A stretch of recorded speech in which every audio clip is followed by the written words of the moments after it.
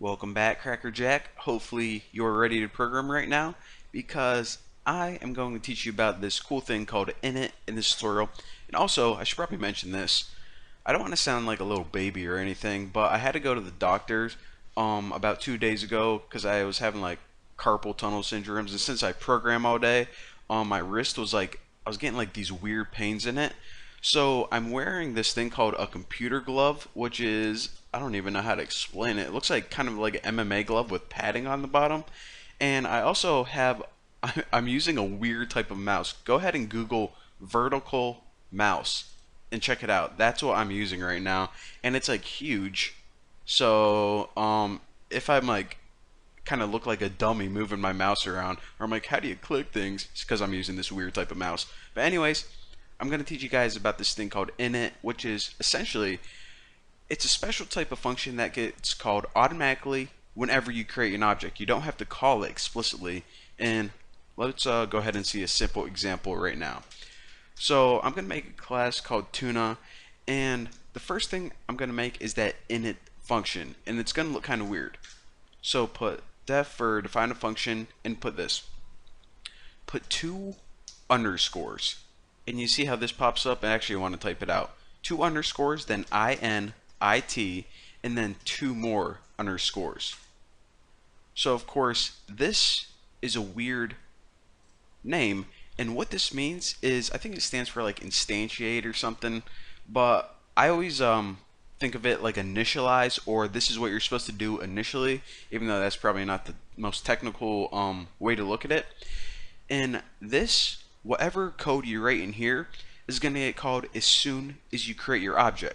So later on, we're going to see, typically what we do is we put our object name, dot separator, and then the function. We don't have to do it with this. It's kind of weird. And I'll also explain why it's useful in just a bit. So since this is a class tuna, every time we create a tuna, we'll just print out like, I don't know, what's tuna say? Blur, blur, blur, blur. I think that's what tuna says. Alright, now just for comparison, let me make one more regular function so you guys can see them side by side, how they're different. So swim, self, and this will just like print out, I am swimming.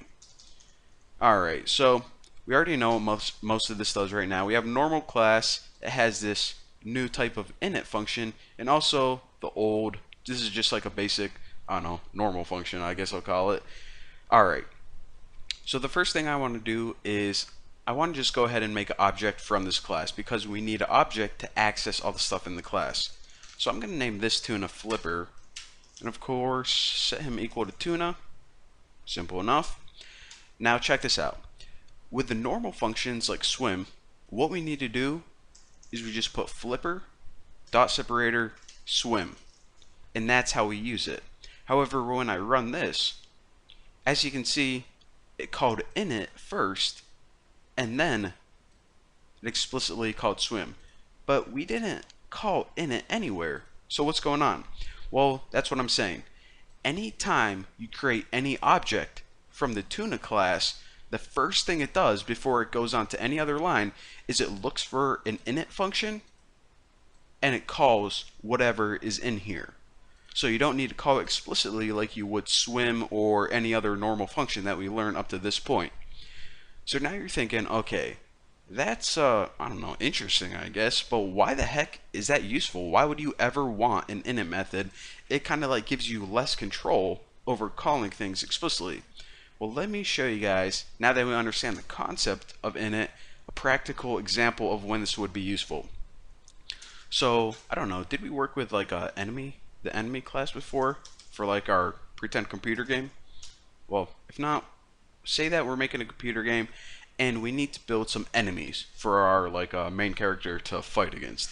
So first, let's go ahead and create that special init function.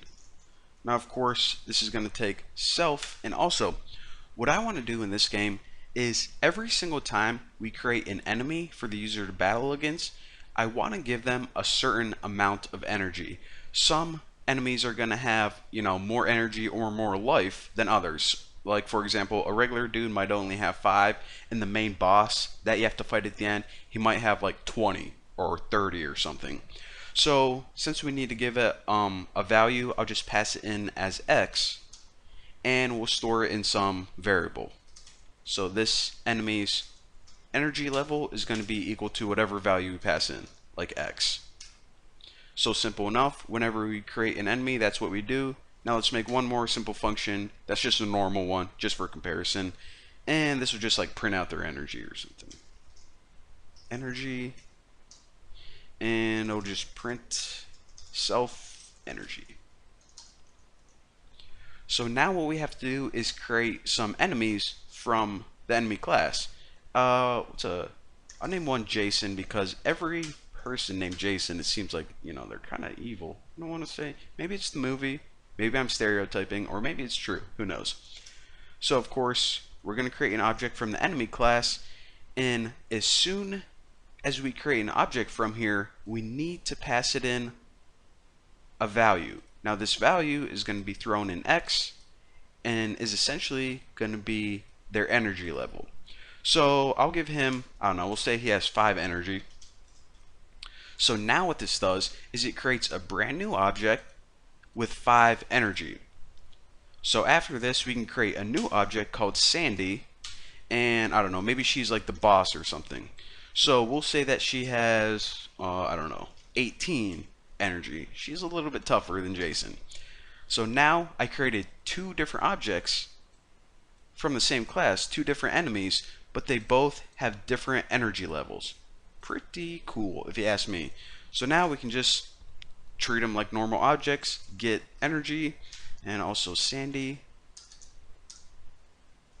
Stupid freaking glove. Actually, that's just any typo I make, even if I make like a syntax error or anything, I'm just gonna blame it on this glove now. It's like my excuse.